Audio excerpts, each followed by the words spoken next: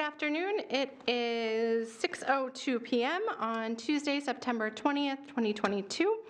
We're in the Nashua North Boardroom, and I'm calling this meeting of the Policy Committee to order. I actually have to write this down as I'm doing it, sorry. Present, we have Ms. Darling. Here. Ms. Johnson. Present. Ms. Raymond, and Mr. Posca. Here. Fantastic. All right, so jumping right in, the first policy on our agenda is JRA, Student Records and Access FERPA. Is that really what its title is? No, Access to Student Records dash FERPA. I just read it wrong. So this particular policy was one that was due for review, and Marcia Bagley reviewed it for us. I'm sorry, Mr. Posca, do you want to read your memo, or do you want me just to talk? I'll jump in as you're talking about it and add to it if necessary. Okay. So we got a memo from the Department of Education.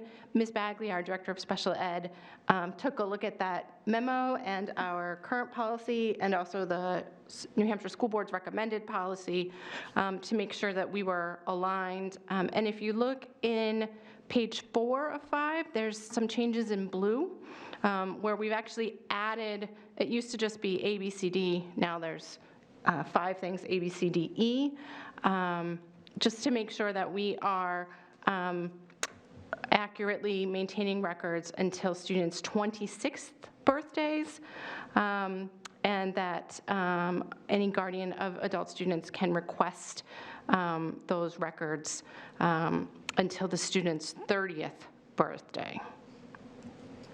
Right? Just to add to that, that memo. And just to add to that, that memo specifically says there's 2 pieces that were added, and so numbers 1 and 2 from the memo, basically talking about when a student who has an IEP can ask for their student records up to, as Ms. Raymond said, to the 26th birthday, and then when they can be, those records can be destroyed. So those were the 2 bits of information that were added to the policy per the recommendation from the Department of Education, Office of the Commissioner. Okay. And we included that memo right in the packet for everybody to read themselves if they're curious. So I'm going to make a motion that we send policy JRA to the full board as it is amended. I'll second. Okay. Does anyone have any questions or comments on it? No? All right. I thought Ms. Bagley did a fantastic job. So all in favor, say aye. Aye. Aye. All right. The next one is policy JCA, change of school assignment. This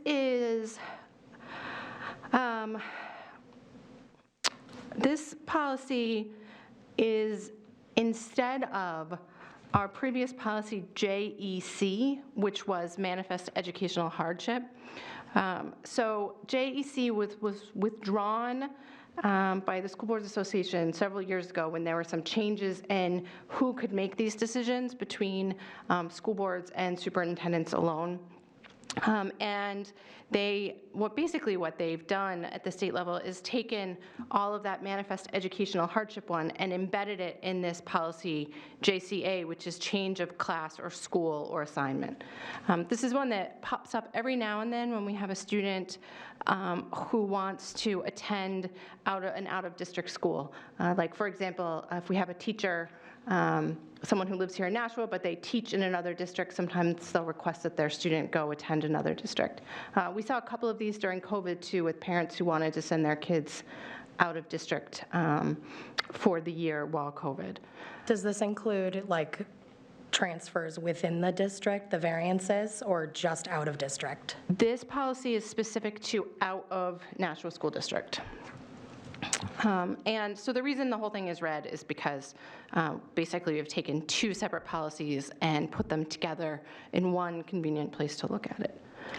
Question. Yes. And this also aligns now with the RSAs. That's what it was done also. Yes, that's what the impetus for updating this policy was some changes in the RSA regarding whose responsibility it is to make these decisions at the end of the day. It used to be that superintendents could just talk to each other, but now it has to come to the Board of Education with a recommendation from the superintendents.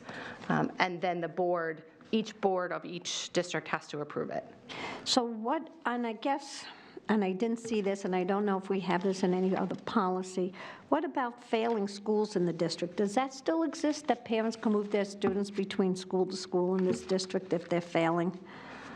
That is a very good question. I'm not aware that we have a category of failing schools anymore. I know that we have schools that are under guidance. I forget what the terminology is that the state uses now, but we have our Title I schools, and then we have other schools that are watch schools based on their scores.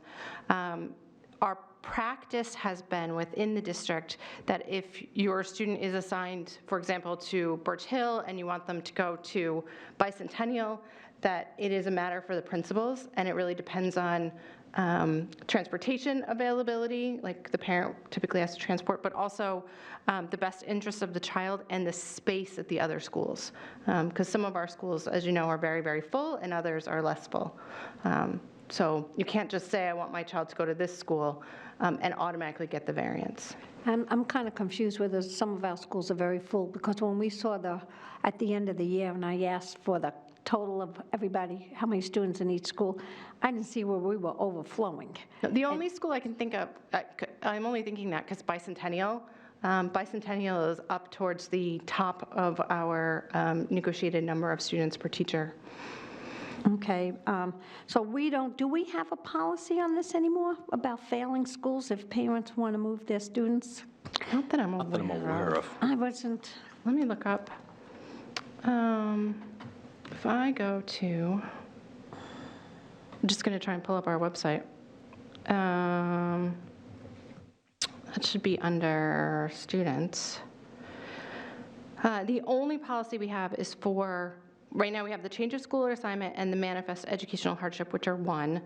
And then we do not have a particular policy for requesting to switch schools within.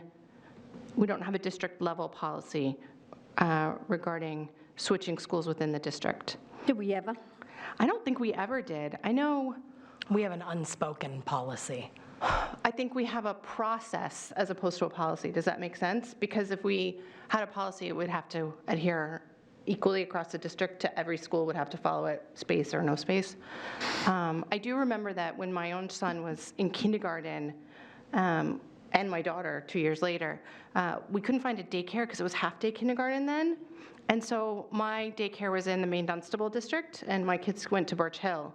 And I applied for a variance just for kindergarten, and I was denied because the school district felt like it was better for them to be in their home school. And it was frankly a giant pain because I didn't have transportation to get them to half-day kindergarten. It took quite a bit of arranging.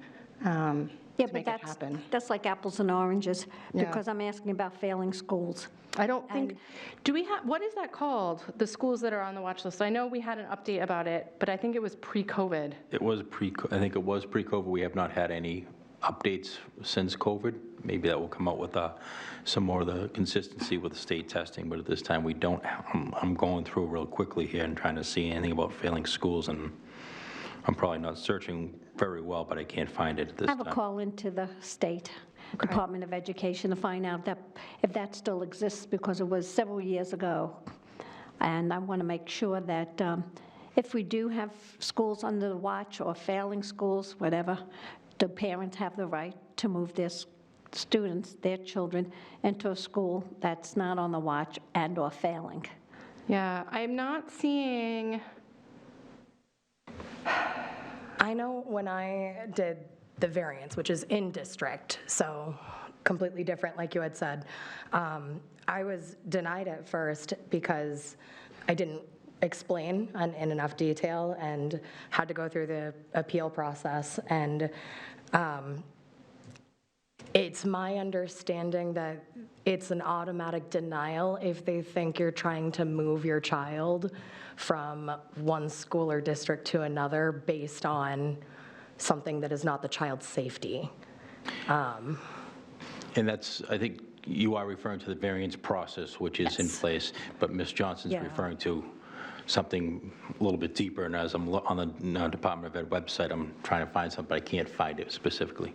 Possible to determine is in need of improvement. Yeah, that's what Right. I'm That's what I'm searching right now. Googling myself, and well, yeah, I know the term is not failing schools. Are schools afraid that they'll have their feelings hurt? No, I think it's because we don't say that a school is failing. We say that schools whose test scores could be improved, and then we make a plan for it. But I'm thinking, the last time I heard that phrase in need of improvement was in 2010, and I think they renamed it since then, too.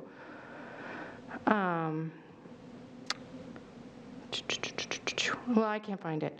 But I remember in the past, we had 5 elementary schools on the list that were targeted for extra money and extra reporting to the state based on their test scores.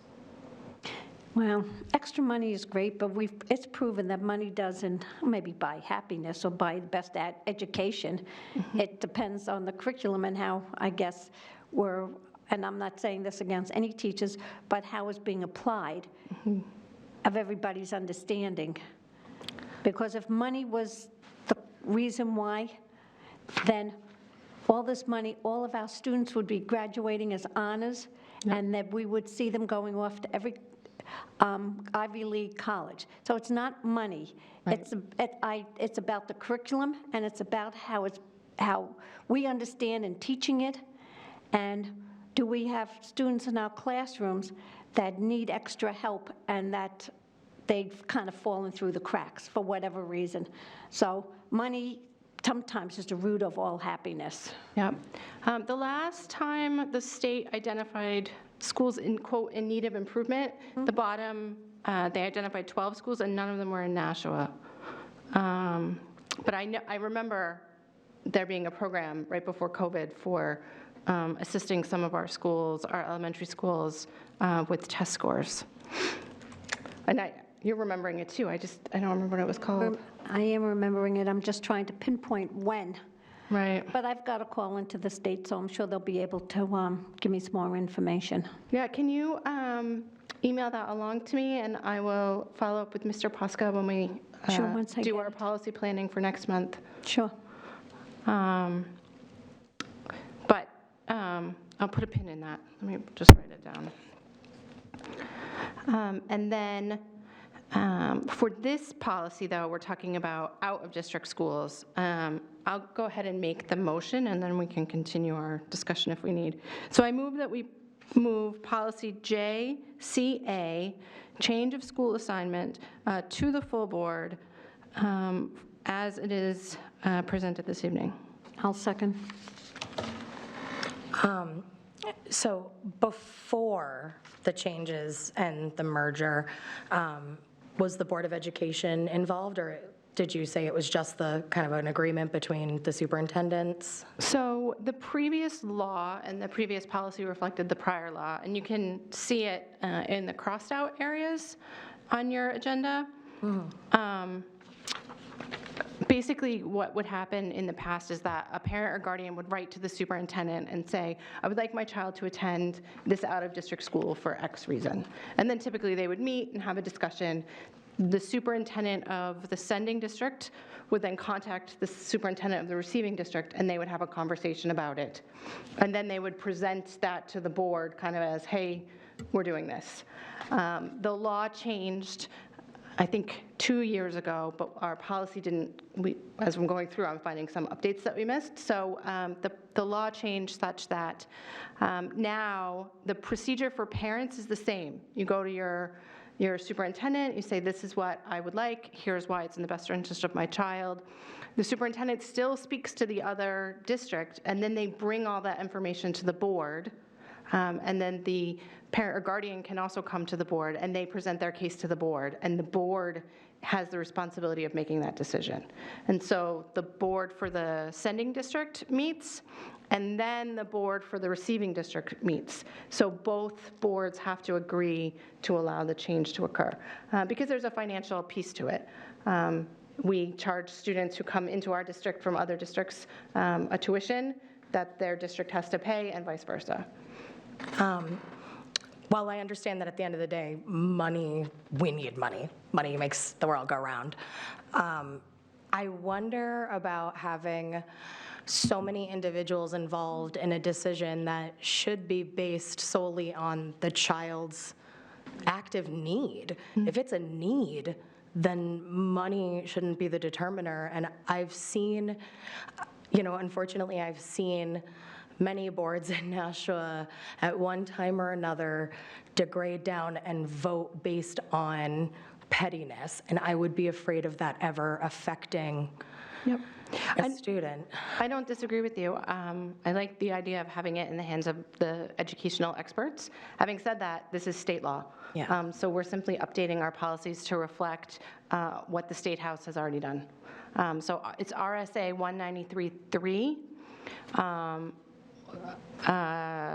Parts 2 and Part 1. I don't know why it's listed like that. And RSA 193.14a. So those are the two applicable state laws, and it's basically verbatim what they say. And I'm sure that there was a very compelling reason why the state decided to do that. So I have seen it happen here in Nashua once in my 5 years on the board. This was pre-COVID. And in that particular circumstance, we had the board attorney come to advise us on what the law required and what our legal requirements were under the law, and to explain best interests versus, all of the other stuff. The other time, just so that people know, the other time that we have a change of school assignment is if a student is involved in DCYF or the juvenile justice system. A court might order a student to go from one district to another, and that completely subverts this process. We have nothing to do with it, which is appropriate. We don't have to vote for this, but no matter how you look at it, it's going to become a policy with the majority of the board because of state law. Right. And so the state dictates to the city, like the feds dictate to the state. And so you have no choice now unless you have somebody at the state level go back and say, given certain circumstances, it shouldn't go before the board. But right now, I think there's too many hands in it, personally, because the board is making a decision on something that you really don't know why, and you're never going to really know why. The whole case is the whole case. You're only going to hear parts of it. Right. I completely agree with you. I don't like the idea of being the arbiter of that either. Exactly. I would hope that the boards involved statewide are really leaning heavily on the advice of the superintendent, the director of special ed, any of those experts who are involved in this. I think there is a piece that says about special education placements is not deemed a change of school assignment for purposes of this section. So I think there is some flexibility when there is a need for special education. Yep. So this particular policy is specifically for students who don't necessarily have an IEP or a 504, who have some other personal family reason why they would want to change districts.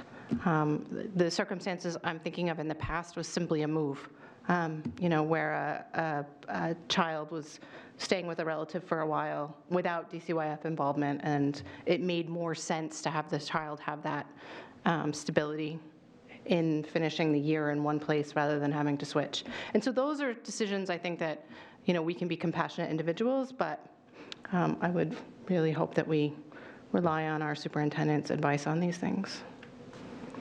All right, anything else on this one? There are things that I don't like about it, like what I was saying before and what Ms. Johnson said, that the too many cooks in the kitchen. I don't know if there is any way to streamline the process, minimize the number of people, especially if it comes to a confidentiality reason. Yep. I wonder if we vote it to the full board and present it to them as this is where we would like to hear more input, maybe somebody else on the board might have an idea. I mean, I'm sure that they could, but if you look at it, the items about what the requirements are copied directly from the state law. I mean, this isn't anything where we've embellished or changed in any way what the state has said, these are the requirements of how you must do this legally. So I think even if we failed to pass the policy, we still have to comply with state law, which we've seen. We've had a manifest educational hardship come before the board before this policy was updated appropriately, and our attorney just brought us the state law and said, this is what you have to do, put this policy in your queue. What if we created a secondary policy that was for us that stated, in these situations, if the board is going to approve or deny a child, it needs to be like solely on the basis of like advice from Dan Donovan and the superintendent, like.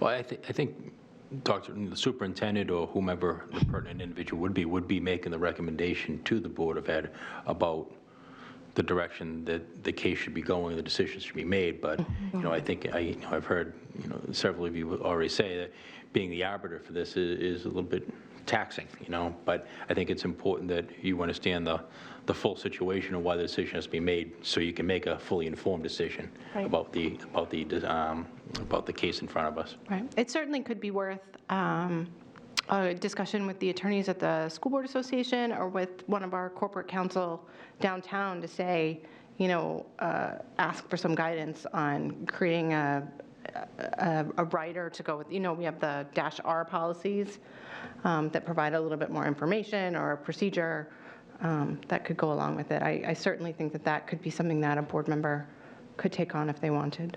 So kind of thinking about my own experience with the variance, if I'm picturing if I needed to get him out of the district entirely, I know with his personal situation, it was very confidential and personal and is not something that as a parent I would ever want to disclose to a room full of individuals. I wonder if there's a way that I don't want to ever give a parent deny them the chance to speak on behalf of their child, but I also feel like there has to be a way to level the playing field for parents like myself who would not have had the courage to stand in front of 9 individuals and ask for this. Right. Well, first of all, this is all usually done in non-public, because you're not going to do this in public. Right, because of FERPA. That's still people in non-public, and I hate to say it, but how long does it take for confidentiality to be broken? Well, I'm going to tell you FERPA. something. If it's broken and they find out, we can be sued. The members can be sued. I mean, so it's Individually sued as an individual, because this is FERPA. It's a it's a federal law that protects our students' privacy. We cannot mess with that. You can't, because even if somebody wants to take a student's folder, they have to show identification, they have to sign it out, they have to know who's touching that folder. Right, Nobody can just touch that student information. The other thing is, if you're not comfortable, we can always make a motion to table it until we get advice from council to see if we can add a rider into this and hold one more policy meeting if the chair doesn't mind. Because, it doesn't matter, because if something came before us, our council would advise us, and we would have to do this anyway, most likely, like we've done before. But it would make you feel a little bit more at ease. We can always ask to get an opinion. Is there anything that we can put in here as a rider? So we could, if certain circumstances arises. So with that, I'll make a motion to table till the next meeting. Okay. I'll second.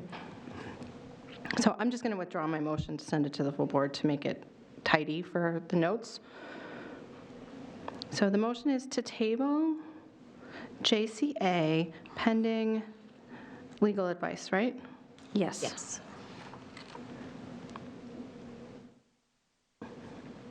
And the legal advice, so that I have it in my notes properly, is, Is there something that could be put in for special circumstances, a way for, if it is something that is incredibly confidential or that the parent doesn't feel comfortable disclosing to a room full of people, how it could be done in a way that protects everybody's confidentiality and comfort when possible?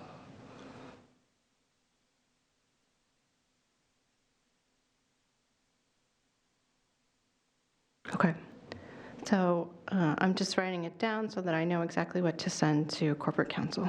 I should have let Paula say it. She always says it like That's okay. much more legally. All right, so what I wrote was, we're going to table this pending, in my notes here, table pending legal advice regarding adding language regarding guidance for the board and maintaining privacy in sensitive situations. So that- Beautiful. So I guess, so if a parent is uncomfortable to be in a room, feels intimidated. Yep. In a room with people, is there any other way that it can be worked out? Right. I mean, I believe that the superintendent can bring it without the guardian being here or the parent being here. But let's make sure. But let's just double check. Yeah. It doesn't hurt anyone to send it over to legal. So on the motion to table it pending legal advice, all in favor say aye. Aye. Aye. Okay. So JCA is tabled, and I have made that note. In which case, I am going to also suggest that we hold on JEC, manifestation of educational hardship, until next month as well. Yes. Because we don't want to rescind a policy until we have a replacement for it. Yeah. Exactly. All right, so I'm just making a note. We're holding that until October. JEC.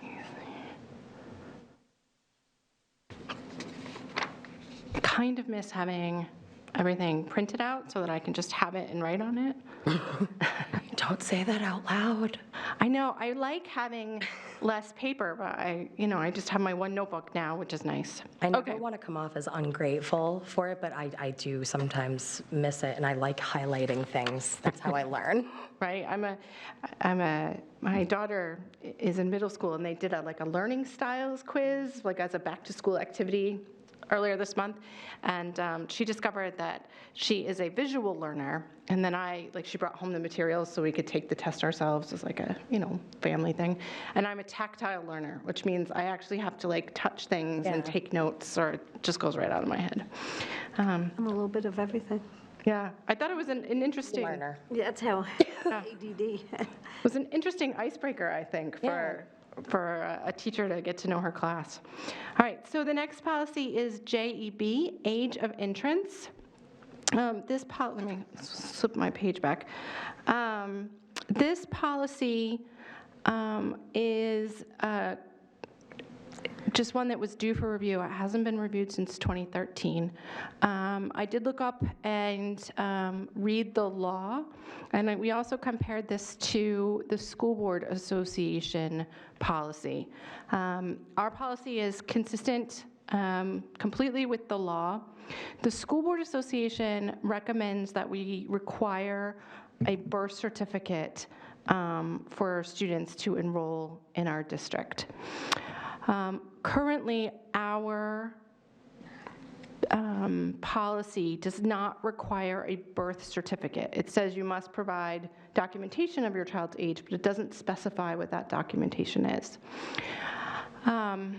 So my recommendation to the committee is that we don't use the word birth certificate. It's not mentioned in the law to say birth certificate. The law says documentation.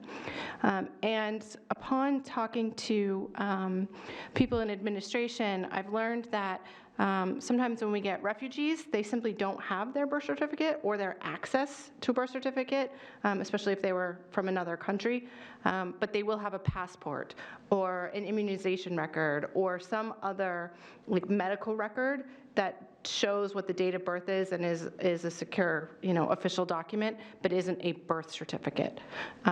So my recommendation is that we keep it so that we don't create a barrier for people to enroll if they have some alternate documentation, but that we continue to ask for a birth certificate and then work with our families if they don't have one. I think it should say birth certificate and/or other documentation showing the student's age. Okay? If we look at the next policy, which is connected to this, is JF, and JF defines it a birth certificate or equivalent. Yep. So it is listed in JF, and it just, we have a new Title I director who was reviewing this and asked us to review this as well as she came into her new role.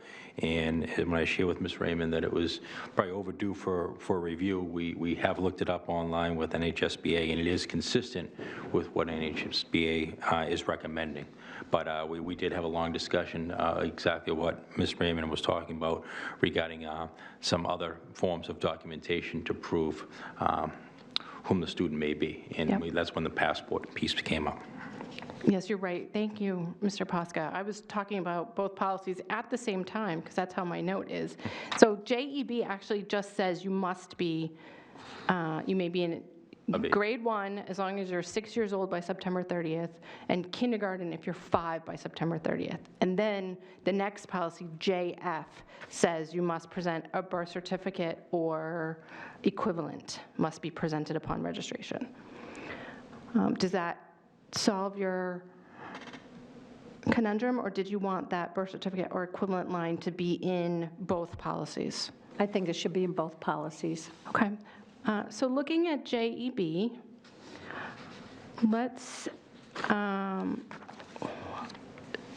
shall we put it maybe right there in that first paragraph as the last line?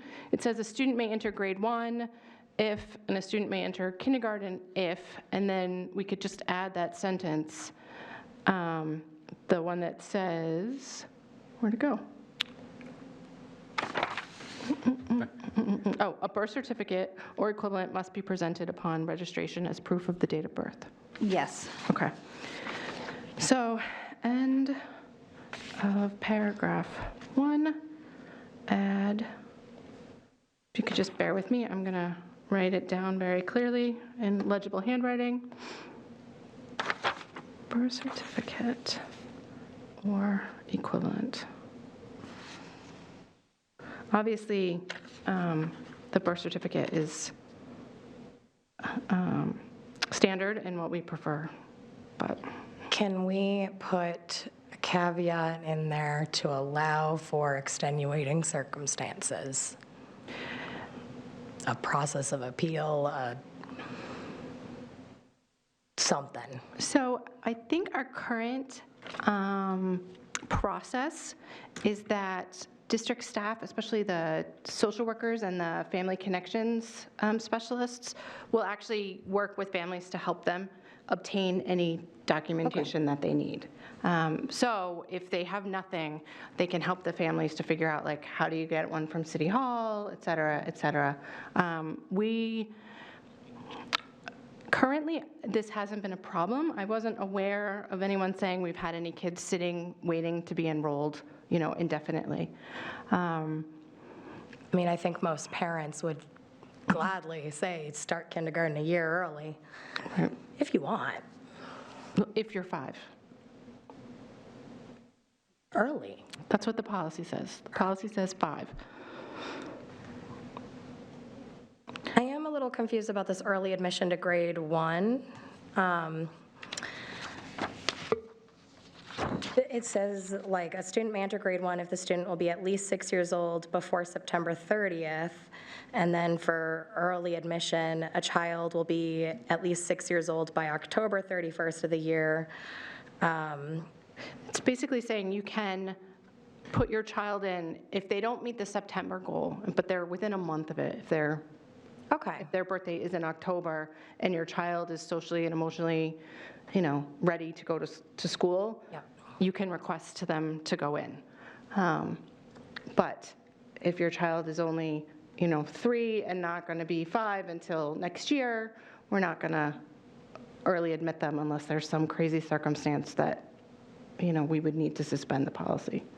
Yeah, I'd say I had 3 children, and One was October 24th, one was November 19th, one was December 20th. The October 24th one, I just decided not to. I just figured let them go through kindergarten and then kind of be with the age, because, you know, sometimes you don't know if they're going to fall behind, because, you know, a month or so with kids can make a difference, you know, in the age groups. So I just figured. I'm a September 10th baby, and I went in early, and I gotta say, being a year younger than all of my classmates was not really healthy for me developmentally. Like, when all my friends were exploring bigger topics, I really shouldn't have been yet. Right? I mean, there's a That fine line. Yeah. right, and there's a best interest argument to be made for keeping students within their age cohort, you Yes. know? However, there are circumstances where we have kids who are particularly advanced. Yes. And we want to be, you know, cognizant of those. I think it's the goal, as I understand it from the district, is to meet our students where they're at and provide challenges to an entire range of abilities and ages, so. I never regretted. I never did with my October baby. Okay, so I move to send JEB to the full board with that addition as discussed. As amended. Yes. I'll second. Okay, all in favor? Aye. Aye. Aye. Sorry, I forgot to say aye for myself. All right, and then JF is enrollment, which these kind of are sister policies. It says again that you can enroll, but we need an equivalent or a birth certificate or an equivalent to prove how old the child is when they enroll. This policy also talks about the ability of parents to register their children for part-time school, if that is what works for their family. So students could be homeschooled but attend some classes in the public schools. They can also, at all times, just FYI, if you're homeschooled, attend the extracurriculars here at school. And then also that we will work with families regarding alternative learning arrangements. But for all of that, you do need to enroll in the district at some point if you want your child to be in our buildings. Any questions? Nope, okay. So I move that we send JF to the full board. I'll second. Okay, I'll vote yes. okay. And this, we had gotten an email about a question about this, about sending students, could they attend part and part, which started me down the road on this, so, And this basically covers it. yep. All right, so did we say all in favor? Yes. Yes, okay. Okay. The next one is wait, what do I have? I have them in different orders. BGD, which is Board Review of Admin Procedures. And this one is really quite old. It's from 2007. And Mr. Posca and Dr. Andre took a look at it. The policy said that the board could review and rescind admin procedures should they be inconsistent with the policies adopted by the board. We don't actually have any legal authority to change admin procedures. We can change district-wide procedures, but we can't necessarily, we don't have a legal authority to change procedures within administration. However, Dr. Andre's feeling was that we should have a cooperative relationship with administration, and so if we wanted to look at policies that they have and procedures within in-house procedures, that the board can do that, and we can make recommendations to him and have conversations. And if they are out of compliance or in some way against our policies, they would have to change anyways. So I move that we send BGD to the board as amended. Second. Okay. I'll say, I think that make recommendations to versus, it just sounds a lot more polite than, we demand you rescind this. Right. Like, I think, Yeah, agreed. And I think that we're in a place where we want to have that cooperative relationship. And I assume that admin doesn't want to do anything that's against policy either. And I think that's exactly what Dr. Andre was referring to. This is a collaborative, Yeah. this is your working meeting. We're going to work collaboratively to address the concerns. And if the board came up with a recommendation of the superintendent, it would be up to us as a team to act upon that if we want to continue to have that working relationship. Right. And I think, just to add, I think we've had a good start. This summer, we had a couple of requests from the board regarding, communications with students and some sports communications that we asked the admin to take a look at and make some changes. And I know that that's been a process, but I'm hearing feedback that was well received and, things have changed to be more in line with what the board was hoping. So kudos all around for that.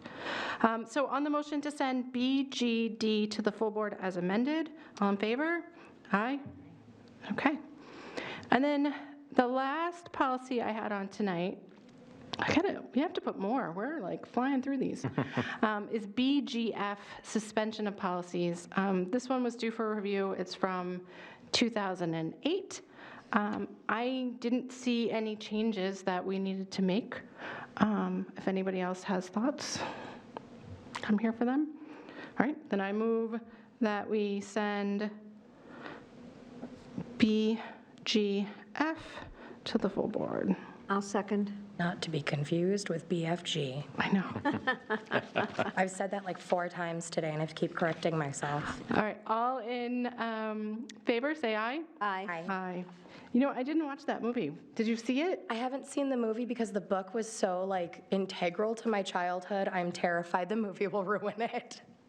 That's how I felt about Matilda. Matilda was such a big book when I was a kid. I love Matilda.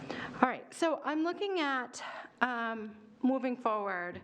I have a very long list of policies in the queue to be reviewed. I have some fiscal auditing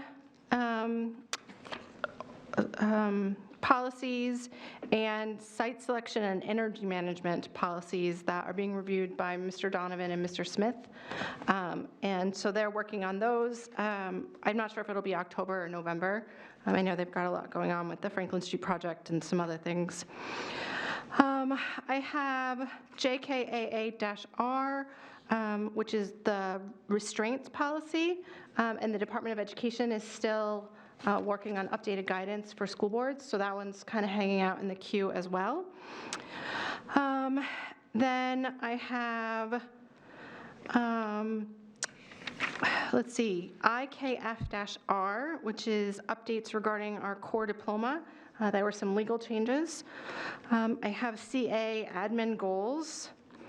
I've asked our new Title I, I've asked Mr. Posca to ask our new Title I director to look at KB, which is Title I parent involvement. And then we have a couple others that have popped up since Mr. Posca and I met. One of them is ILBAS, which is statewide assessments. The law has changed since COVID as to what the requirements are, so we'll be checking the legal changes and bringing that forward. Same thing with IKF, which is a legal change as well. We now are required to have a civics exam to all students prior to graduation that they have to pass. So I believe Mr. Posca said the high school principals? Yes, I've been in contact with Mr. Burns and Mr. Richards, so aware of that. It's just a matter of sitting down and making sure. I think that the challenging piece is how we're going to document that and collect that. But there's been some good planning to have the trial of the assessment that kind of went into place a little bit last year. So now it's just a matter of getting that implemented over the course of this year. Okay, so it sounds like they've already started to work on this, and they have a process. It's just getting it into policy. That's right, and I think to your point, I think we have about 12 policies here that might be in varying stages of ready to go for October. Right, so I'm working on it. And then I just added the JCA to talk to legal. I have a note to myself regarding the Nashua schools in need of improvement, so I will follow up with Dr. Andrade about that. And then BEDH, which is our policy about public comments, we looked at that one in June, and we updated it. The law changed as of, I think, September, to say that we have to have 30 minutes of public comments, which we do. But the state has asked us to take a look at the wording, because ours says 15 minutes for this and 15 minutes for that. They would like it to say something more along the lines of 30 total minutes, and then we can break it down if we want after that. So I'm saying we, I'm not. Ms. Kinsella is in contact with the state, getting what language they would like us to update it so that it is reflecting of what they would like. It is not out of compliance with the law, but we want to be clear. And then, again, I'm looking at oldest, bringing them forward. Does anybody have anything else that I might have missed? I would like to work on getting the fee, the bus pass fee. That's right, I'm removed. sorry. I have a list here for that. I'm just not sure what, like, I cannot seem to find a policy on it at all. So I Right. didn't know if it needed to be brought up in the big board meeting or here. It might be a finance issue? What do you think, Ms. Johnson?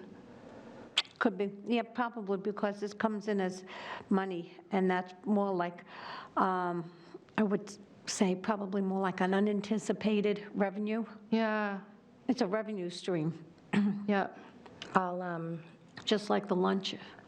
I can reach out to Madam President and ask if she could put it on the agenda for either this next board meeting or the one after, and I probably would speak with Mr. Donovan and see how. I already have. Oh, you have? I have done all the work. I've Right, but gotten everything Ms. Johnson laid out. is the finance chair, so she can bring it up when she has her next finance planning meeting I'll with write that Mr. down. Donovan. Like, I'm sure she keeps a list like I do of Yeah. all the things that come up. You know, All right, and I'll so I tell did you, have that written down. my committee, we don't ask for very much. No. We don't. We really don't. The way that I've written this, we make money. All right, I like making money. that's good to know. All right, Ms. Darling, why don't you, if you want to send me the information, Absolutely. email it to me, and then this way I can get it on the agenda. And if you want to come that night and speak on it, that'd be perfect. Definitely. Thank you. the other items I have kind of like hanging out up in the air. Is I had a really good conversation with Dr. Andrade. I had another conversation with Mr. Posca week before last about JIC and about our middle school education policy, because as we are working on the middle school project and we've got redistricting going on and we've got this idea of 21st century learning in the middle schools, it seems like a good time for Dr. Andrade and some of those steering committees to start taking a look at those and bringing us some recommendations over the next year. I don't see that coming up anytime within the next 6 months, because there's some internal work that district has to do, and then bringing it to us with their recommendations as to what that is. And we want to make sure that this also aligns with Dr. Andrade's goals for the year for the district. But that is kind of hanging out there in the queue as well for down the road. So, and I don't know what changes, I don't know. So we'll see what they recommend. Should we maybe look at some point at IGE, parental objections to specific course material? I have a feeling it's something that we've, I feel like we just did that one. 2018. Hang on. I don't know if that's going to open a can of worms, and I apologize if it does. No, I feel like we looked at this one recently, like I had it on the list, and it's being, like there was a legal thing there. But sure, I don't see any reason why not. Let me go back to policies. Check.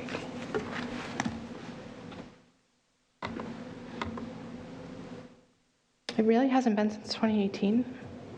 I mean, that's what our policy thing The website says. Well, if it says that, it says that. So we'll put that on there, and we'll pull up the law. I know that there was a proposed law to change it, but it was defeated. It didn't pass.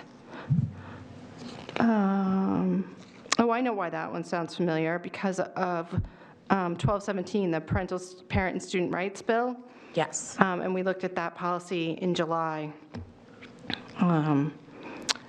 You know, I know that, That bill, HB 1431, failed on 5/18/22.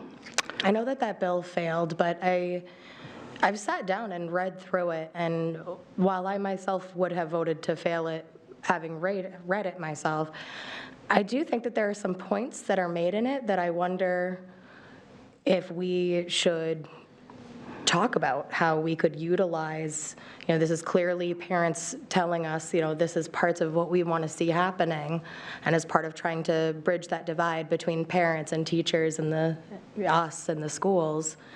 Yep, I've got it here on the list. If you have specific things that you would like to see, can you email it to me so that I can bring it to Mr. Pasco when we sit down next month? That'd be perfect. And I'll just bring your language right with me, because that makes it easier.